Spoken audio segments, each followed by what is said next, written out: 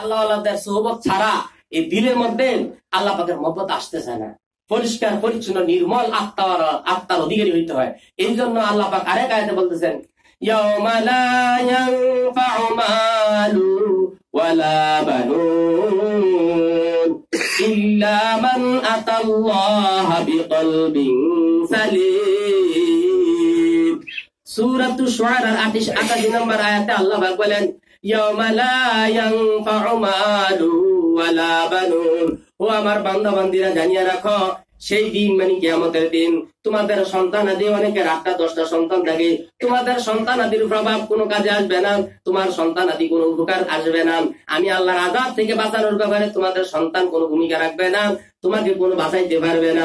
ইয়াউমা লা ইয়ানফাউ কোনো উপকার করবে না। ইয়াউমা সেই দিন মানে কিয়ামতের দিন।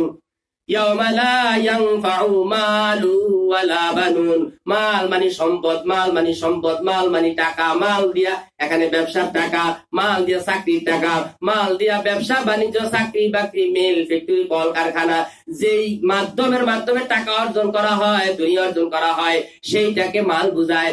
মাল এইটা একটা সম্পদ, নিজের ছেলে নিজের মেয়ে এইগুলো একটা সম্পদ। কথা ঠিক না? ঠিক। আল্লাহ পাক ভাইঙ্গা ভাইঙ্গা বলতেছেন, ইয়াউমা লা ইয়ানফাউ মালু ওয়ালা বানুন, মাল দিয়ে যদি আমি টাকা পয়সা বুঝি, বাড়ি গাড়ি, মেল, ফ্যাক্টরি, কল কারখানা, বিভিন্ন ধরনের গাড়ি, এগুলা যদি বুঝলাম। ওয়ালা বানুন, বানুন মানে সন্তান আদি। তোমার 10টা-5টা সন্তান আছে, সকলে চাকরি বাকরি করেন, বিশাল বড় বড় চাকরি করে, সরকারি উচ্চ পদস্থ কর্মকর্তা, ওরা মাসে লক্ষ লক্ষ টাকা কামাই করে। আর তুমি মনে মনে ভাবছো তোমার বড় ছেলে, তোমার বড় ছেলে, মেজো ছেলে, এরা এক একজন এমপি সাহেব, মন্ত্রী সাহেব, এক একজন লক্ষ লক্ষ কোটি কোটি টাকার মালিক, তোমার একটা কিছু হয়ে গেছে। আসলে না এরকম মনে করে কিনা? বলে মনের মধ্যে এরকম ভাব আসে কিনা? আমার প্রত্যেকটি ছেলে এস্টাবলিশ, প্রতিষ্ঠিত, কি যে একটা আমি যে কি হয়ে গেল, আমার ভিতরে একটা ভাব আসে। আপনাদের না আসতে পারে, আমার ভিতরে মাঝে মধ্যে কিচ্ছু না হলে আমার লাইনে আমার আসে আর কি, যে আমি কি হয়ে গেল, বুঝলেন নাই? ভাব আসে কি আমি কি হয়ে গেল, অথচ আমার দিল নষ্ট। ওই দিলটাই একমাত্র পরিষ্কার, যে আল্লাহ পাক বলেন সন্তানাদিও কাজে আসবে না, টাকা পয়সাও কাজে আসবে না, ধন সম্পদও কাজে আসবে না, কি কাজে আসবে? বিকলবিন সালিম, পরিষ্কার পরিচ্ছন্ন নির্মল আত্মা, আল্লাহ পাকের মহব্বত ভালোবাসা ভরপুর একটা কলিজা, আল্লাহ পাকের মহব্বত ভালোবাসায় ভরপুর একটা কলিজা। এই কলিজাওয়ালা আত্মা নিয়ে যারা হাসরের ময়দানে দাঁড়াবে, এই আত্মাওয়ালা লোকগুলি কাজে আসবে। আমি কি বুঝতে পারছি? ও আত্মা তো ইহুদি এও একটা মানুষ, খ্রিস্টান এও একটা মানুষ, হিন্দু একটা মানুষ, মুসলমান নামদারি বেনামাজি তাও একটা মানুষ, বেরোজগারি রোজা রাখে না তাও একটা মানুষ, বেবরদানশীল মহিলা তাও একটা মানুষ। তাদের ভিতরে তো আত্মা আছে, আর আল্লাহ তাদের সিনার ভিতরে তো আত্মা আছে, দুই দলের আত্মা আছে। একটার মাঝে আল্লাহ পাকের মহব্বতের সার নাই, জিরো। কথা কয় না?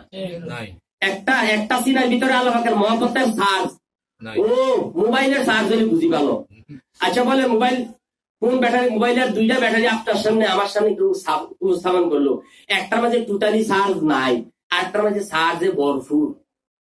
2টা ব্যাটারি এনে দিল, এখন এমনি দেখলি কি বলতে পারবো নি কোনটাতে চার্জ আছে কোনটাতে নাই? কথা বলে না, বলতে পারবো? বলতে পারবো না। চার্জ যুক্ত ব্যাটারি কোনটা, চার্জ বিহীন ব্যাটারি কোনটা বলতে পারবো নি। কখন বলতে পারবো? লাগাইলে। এখন আল্লাহ পাকের মহব্বতে ভরপুর যুক্ত আত্মা কোনটা? আল্লাহ পাকের মহব্বত বিহীন, মহব্বত মুক্ত, মহব্বত নাই এমন আত্মা কোনটা? এমনি কি বাহ্যিক দৃষ্টিতে দেখা যায়? দেখা যায় না। তো আমরা তো সেই আত্মার অধিকার নিতে পারতেছি না। নষ্ট দিলের ভ্রষ্ট মানুষ আসল মানুষ নয়, নষ্ট দিলের ভ্রষ্ট মানুষ আসল মানুষ নয়, ধন সম্পদ সন্তান আদি কোন কাজের নয়। সুস্থ দিলের শুদ্ধ মানুষ আসল মানুষ হয়, সুস্থ দিলের শুদ্ধ মানুষ আসল মানুষ হয়, নষ্ট দিলের ভ্রষ্ট মানুষ আসল মানুষ নয়। যার দিলটা নষ্ট, যে দিলের মধ্যে হিংসা আছে, গীবত আছে, দুঃখ আছে, অহংকার আছে, রিয়া আছে, মুনাফিকি আছে, চুগলখড়ি আছে, শুধু গুনাহ গুনাহ গুনাহ, গুনার মজা গুনার মজা গুনার মজা গুনার মজা। নামাজ ছাইরা দিতে মজা পায়, জিকির ছাড়তে মজা পায়, আছে না নাই? ঘন্টার পর ঘন্টা গল্প গুজবের সময় কাটায় দেয়, কিন্তু একবার সুবহানাল্লাহ বলতে রাজি না। বন্ধু মহল পাইলেন, ঘন্টার পর ঘন্টা সারাদিন তার সাথে গল্প গুজবে কাটাই দিতে চায়, ওইদিকে সময় পায়, কিন্তু তার দিল, তার আত্মা, তার কল্প একবার সুবহানাল্লাহ বলাইতে রাজি না।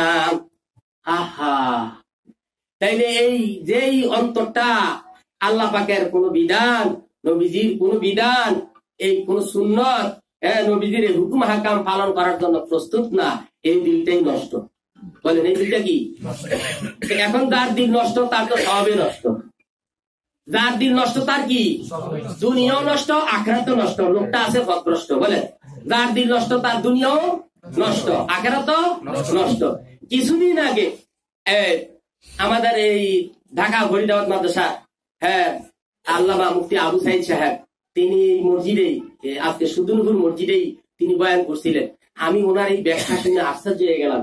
তিনি বললেন, বাবারা, ও বাবারা, আমরা যে দোয়ায় বলি রব্বানা আতিনা ফিদ দুনিয়া হাসানাতাও ওয়া ফিল আখিরাতি হাসানাতাও ওয়া কিনা আযাবান নার, কোনদিন কি এই আয়াত নিয়ে একটু চিন্তা করে দেখছি? কয় না না না। কিন্তু এই আয়াত শুনতে শুনতে শুনতে শুনতে সকলের এই মুখস্থ আছে, কথা ঠিক কিনা?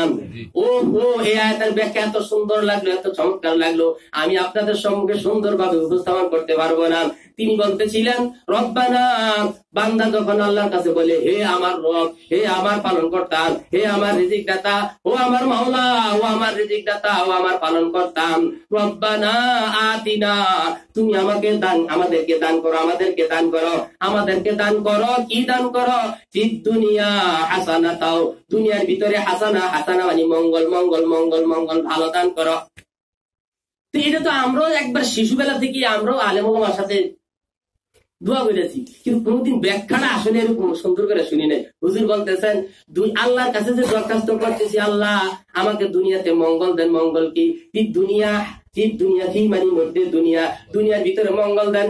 কয় দুনিয়ার ভিতরে মঙ্গল হচ্ছে, হে আল্লাহ, আপনি আমার স্ত্রীর ব্যাপারে মঙ্গল দান করেন, স্ত্রীকে দিনদার নেককার পরেজগারওয়ালা একটা স্ত্রী মিলাইয়া দেন। সুবহানাল্লাহ, সুবহানাল্লাহ। আর স্ত্রীরা, মহিলারা যদি দোয়া করে, এর অর্থ হবে রব্বানা আতিনা ফিদ দুনিয়া হাসানাতাও, ও আল্লাহ আমাকে দুনিয়াতে একটা দিনদার নেককার পরেজগার স্বামী দান করেন। সুবহানাল্লাহ। মহিলা দোয়া করলে তার ফিদ দুনিয়ার ভিতরে অসংখ্য ফিদ দুনিয়ার হাসানাতার ভিতরে একটা হাসানা কি? দিনদার নেককার পরেজগার একটা স্বামী পাওয়া। এটা কি পরিমাণ মঙ্গল, এটা কি বুঝাইতে পারবো বলে? আর কোন পুরুষের জন্য দিনদার নেককার পরেজগার স্ত্রীওয়ালা পর্দানশীল স্ত্রী পাওয়া, এটা যে কত বড় বিশাল বড় একটা দুনিয়ার নিয়ামত, দুনিয়ার শান্তির মাধ্যম, এটাকে আমি বুঝাইতে পারবো? তো হুজুর এইভাবে বলতেছেন, আহা, এত আজীব লাগতেছে। দেখেন, আল্লাহর কাছে আমরা দরখাস্ত দিতেছি, আল্লাহ দুনিয়াতে মঙ্গল দেন। আর মঙ্গল মানে আমাকে দিনদার নেককার পরেজগার একটা স্ত্রী দেন, আর স্ত্রী হলে দিনদার নেককার পরেজগার একটা স্বামী দেন। আর যদি বাবা হয়, ও আল্লাহ আমার ছেলেকে, আমার মেয়েকে দিনদার নেককার পরেজগার বানাইয়া দেন। আমার ছেলে যেন আমার কথা শুনে, আমার ছেলে যেন আমার মাওলার কথা শুনে, আমার মেয়ে যেন আমার মাওলার কথা শুনে, আমার ছেলে দ্বারা যেন এক ওয়াক্ত নামাজ ছুটে না যায়, আমার মেয়ের দ্বারা যেন এক ওয়াক্ত নামাজ ছুটে যায়। আমার ছেলে যদি নামাজে ছুটে গেল, আর আমি যদি ছেলের বাবা হইয়া 10,000 লাখ কোটি টাকার মালিকও হই, আর আমার ছেলে বেনামাজি, এটা কি দুনিয়ার মঙ্গল? কথা হয় না, এটা কি দুনিয়ার মঙ্গল? কেহ যদি মনে করে যে আমি 10,000 লাখ কোটি টাকার মালিক, আমার ছেলে বেনামাজি, সে দুনিয়াতে মঙ্গল অবস্থায় আছে, এটা কি মঙ্গল না অমঙ্গল? মঙ্গল না অমঙ্গল? তাহলে এই যে কথাটা, যে দুনিয়ার মঙ্গল মানে আমার স্বামী, আমার স্ত্রী, আমার ছেলে, আমার টাকা পয়সা, আমার ব্যবসা বাণিজ্য সব হালাল পথে বরকত দেন, এই হলো দুনিয়ার মঙ্গল। রব্বানা আতিনা ফিদ দুনিয়া, হে আল্লাহ আপনি আর দুনিয়াতে মঙ্গল দেন, মানে ব্যবসা বাণিজ্য মঙ্গল দেন, হালাল পথে মঙ্গল দেন, এবং স্ত্রী সন্তানের মঙ্গল দেন, তাদের দেখাশোনা, দায় দায়িত্ব, যাবতীয় সকল কাজ আপনার সন্তুষ্টি মোতাবেক পরিচালনা করেন। ও আল্লাহ দুনিয়াতে মঙ্গল দেন, মানে আমার স্বাস্থ্যটাকে সুস্থ রাখেন, আমাকেও পরিপূর্ণ দিনদার নেককার পরেজগার হিসেবে আপনি রাখেন, আমার গোটা আহাল, আমার গোটা পরিবার, আমার গোটা অধীনস্থ যারা আছে আমার অধীনে, তাদের সকলকে মৃত্যু পর্যন্ত মঙ্গলের পথে রাখেন। এই হচ্ছে রব্বানা আতিনা ফিদ দুনিয়া হাসানাতাও ওয়াফিল আখিরাতি হাসানাতাও, ও আল্লাহ এমনি ভাবে আপনি আমার আখিরাতেও মঙ্গল দেন, মানে ইমানের সাথে মৃত্যু দেন, কবর আযাব থেকে মুক্ত রাখেন আমার স্ত্রীকে, আমার ছেলেকে, আমার মেয়েকে, আমার বাবাকে, আমার ভাইকে, আমার সন্তানাদিকে, আমার অধীনস্থ যারা আছে এই দুনিয়া আমার অধীনে যারা ছিল তাদের সকলের আখিরাতের মঙ্গল দেন। এই হচ্ছে রব্বানা আতিনা ফিদ দুনিয়া ওয়া ফিল দুনিয়া হাসানাতাও ওয়া ফিল আখিরাতি হাসানাতাও ওয়া কিনা আযাবান নার। ও আল্লাহ দুনিয়াতে তো আমাদেরকে মঙ্গল দিবে নেই, আখিরাতে তো মঙ্গল দিবে নেই, এবং কি তদুপরি আমাদেরকে জাহান্নামের আযাব থেকে বাঁচান। সুবহানাল্লাহ। তো বলেন তো আর কি বাকি আছে? বলেন আর কিছু বাকি আসেনি? আল্লাহ পাক যদি এই দুয়ার বদৌলতে কারণ দুনিয়া তো যাবতীয় সকল ক্ষেত্রে মঙ্গল আর মঙ্গল, হালাল পথে উন্নতি উন্নতি উন্নতি উন্নতি উন্নতি, আবার মৃত্যুর সময় আল্লাহ পাক খুশি আছে, সন্তুষ্টি আছে, এবং পরকালে জাহান্নাম থেকে সে মুক্তি হয়ে গেল, দুজকের আগুন থেকে সে মুক্তি পেয়ে গেল, তাহলে তার আর কি লাগে বলেন? আহা, কেমনি বুঝাবো? যাই হোক, আমার তার কথা বলার সুযোগ নাই। পরিশেষে আপনাদেরকে বলছি, আল্লাহ আমাকে মাফ করুক, আপনাদেরকেও মাফ করুক, সুন্নত মোতাবেক যেন গোটা জিন্দিগি পরিচালিত করার তৌফিক দান করেন। আমরা এই জন্য নবীজির সকল সুন্নত গুলি পালন করার চেষ্টা করব। আসেন, খানা খাওয়ার সময় নবীজি কি কি সুন্নত গুলি করতেন? উভয় কবজি ধোয়ার পর দস্তরখান বিছাইয়া, উভয় কবজি ধোয়ার পর দস্তরখান বিছাইয়া, ডান হাতে খাবো খানা বিসমিল্লাহ বলিয়া, ডান হাতে খাবো খানা বিসমিল্লাহ বলিয়া, খানা খাওয়ার মজলিসে শুরু করবে বুজুর্গ, পরে যাওয়া খানাটা সাফ করিয়া খাইব, একাধিক লোক হলে একে সাথে খাইব, একাধিক লোক হলে একে সাথে খাইব, ভুলে যাওয়া বিসমিল্লাহ স্মরণ হইলে বলিব, ভুলে যাওয়া বিসমিল্লাহ স্মরণ হইলে বলিব, হেলান দিয়ে খাবো না খানার দোষ ধরব না, হেলান দিয়ে খাবো না খানার দোষ ধরব না, বসার সুন্নত আদায় করবো জুতা পায়ে খাবো না, বসার সুন্নত আদায় করবো জুতা পায়ে খাবো না। আরো একটা নতুন যুগ হয়েছে, চেয়ার টেবিলে খাবো না, খানার দোষ ধরব না। বলেন কি নবীজি জীবনে কোন দিন কোন সময় চেয়ার টেবিলে বসে খাইছেন? আর আজকের আমাদের সমাজের কি অবস্থা? সাধারণ মানুষ, আমি আমার ছোট মানুষ বলতে লজ্জা লাগে, আলেম ওলামারা পর্যন্ত ইচ্ছাকৃত ভাবে চেয়ার টেবিলে বসে বসে খায়। একটা আছে ওজোর, এক জায়গায় দাওয়াত খাইতে গেলাম, এটা ওজোর, আমার ক্ষমতার বাইরে দেওয়া হচ্ছে না, তাও না, একটু নবীজির একটা সুন্নত একটু বললেই হলো, ভাই আমি চেয়ার টেবিলে খাবো না, আমাকে দস্তরখান বিছিয়ে নিচে দেন অথবা খাটের উপরে দেন, এইটুকু নবীর মহব্বত বলতে রাজি না, অথচ নবীজির মহব্বত ভরপুর। চেয়ার টেবিলে খাবো না খানার দোষ ধরব না, চেয়ার টেবিলে খাবো না খানার দোষ ধরব না, বসার সুন্নত আদায় করবো জুতা পায়ে খাবো না, বসার সুন্নত আদায় করবো জুতা পায়ে খাবো না, খানারি প্লেট সহ আঙ্গুল চেটে খাবো, খানারি প্লেট সহ আঙ্গুল চেটে খাবো, খানা শেষে দোয়া পরে দস্তরখান উঠাবো, গরুদের সব আঙ্গুল চাইটা খায় না, ও আলেম ওলামাও খায় না, এদিকে সুন্নতি সুন্নতি, বাবার এই সুন্নতি না, আঙ্গুল চেটে খাওয়া সুন্নত খবর নাই, ফেলিটটা পরিষ্কার করে খাওয়া সুন্নত, ফেলিট দোয়া করে, আর পরিষ্কার না করলে বদদোয়া করে, খবর নাই, খবর নাই, নিজে কিন্তু সুন্নতি, আহারে সুন্নতি আমাদের লোক হবে না, এটা নামের বিষয় না, এটা কাজের বিষয়, আমলের বিষয়, কথা বলার আর সুযোগ নাই। হযরত ভাই আসছেন আমাদের মুফতি মুস্তাফা সাহেবের প্রান্তীয় ছোট ভাই, স্নেহের শ্রদ্ধাভাজন এবং সুদূরপুর মাদ্রাসার ভাইস প্রিন্সিপাল, তিনি আলোচনা করবেন, এখনই তিনি আলোচনা করবেন।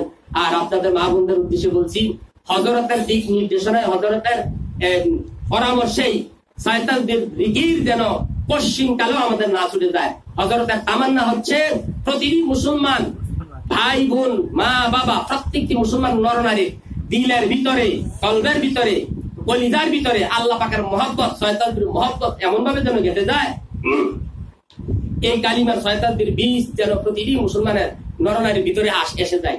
উসিলা হিসাবে যে শয়তানদের ক্যালেন্ডার করা হয়েছে, একটা বড়টা 100 টাকা, আজকে নতুন আবার আসছে ছোটটা 60 টাকা, হুজুর বলছেন একটু কম রেট হইলে তাহলে অনেকের হয়তো সহজ হবে, তা যেটাই মনে চায় এই 60 টাকার শয়তানদের ক্যালেন্ডার, এগুলো কবিতা আকারে, এগুলো হুজুরের দেওয়াই কবিতা আকারে, যে একটু আগে আমি আপনাদের সম্মুখে যেটা পাঠ করছিলাম, উদ্দেশ্য হলো চন্দ্রবাগ কবিতার মাধ্যমে মুখস্থ করলে ছোটবেলার ভরাগুলি আজও মনে আছে, আইসালের আয়মেরা হাট্টি মাটি বাগডুম বাগডুম ঘোরাডুম সাজে, ছোটবেলার মুখস্থ করছিলাম, আজও মনে আছে, আছে কিনা? তো আমরা যদি এই শয়তানদের কবিতা বলি, আমাদের ছেলেকে মেয়েকে নাতি পুতিটা কি শিখিয়ে দেই। 100 বার সুবহানাল্লাহ জিকির করিলেন, 100 বার সুবহানাল্লাহ জিকির করিলেন, 100 গোলাম আজাদের সওয়াব মিলিবে, 100 গোলাম আজাদের সওয়াব মিলিবে। দেখে যদি এটা আমরা মুখস্থ করি এবং আমরা নাতি পুতিদেরকে শিখিয়ে নেই, এই 20 বছর হয়ে গেল, আমিও কবরে শুয়ে শুয়ে এদের এই জিকিরের সওয়াব আমিও পাইতে থাকবো। যে কথাগুলি বললাম সেই কথাগুলির উপরে 100 ভাগ আমল করার আমিও তো গুনাহগার, আল্লাহ পাক তৌফিক দান করুন। প্রতিটি মা ভাই বোন যারা এখানে আছি সকলদেরকে এই কথাগুলি আমল করার তৌফিক দান করুন। আসসালামু আলাইকুম ওয়া রাহমাতুল্লাহি ওয়া বারাকাতুহু।